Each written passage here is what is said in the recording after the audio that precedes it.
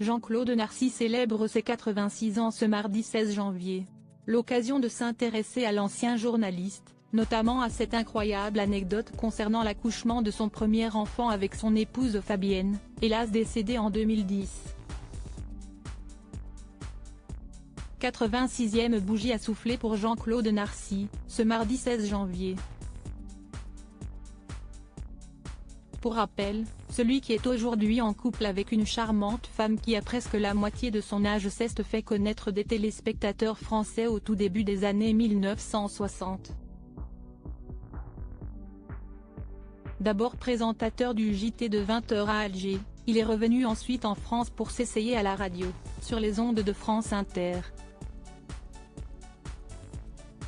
Il a finalement opté pour la télévision régionale de Rennes, avant de devenir grand reporter pour l'ORTF puis de s'établir sur TF1 en 1975 et pour la suite sa carrière.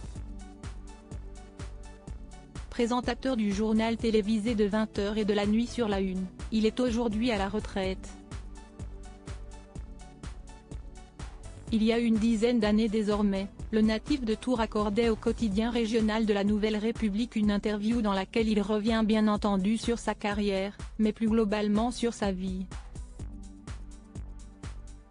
Délivrant alors à nos confrères quelques anecdotes, dont une concernant la naissance de Arnaud, 54 ans, son aîné, c'était au Noël 1967, je commentais la messe en direct d'une petite église des Yvelines. Ma femme, enceinte de notre premier fils, avait absolument tenu à y assister. Elle a perdu les os sur le parvis pendant le direct. Jean-Claude Narcy, sa compagne en prison. Rappelons que cet enfant, il l'a eu avec son épouse Fabienne, malheureusement décédée le 17 septembre 2010. Le couple a d'ailleurs eu un autre fils, Thibaut, 50 ans.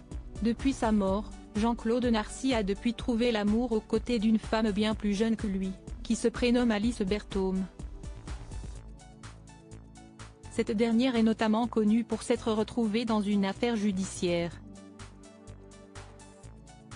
En effet, elle était au volant, le 8 août 2017, de la voiture qui a provoqué la mort de l'écrivain Gonzague Saint-Brie, son compagnon de l'époque, à la suite d'un accident. Alcoolisée au moment du choc, la quadragénaire saine est sortie avec quelques légères blessures, mais s'est retrouvée jugée pour homicide volontaire.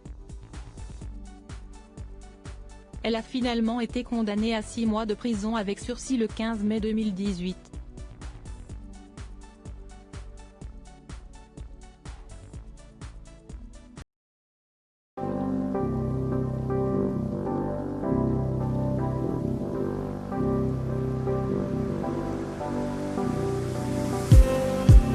Just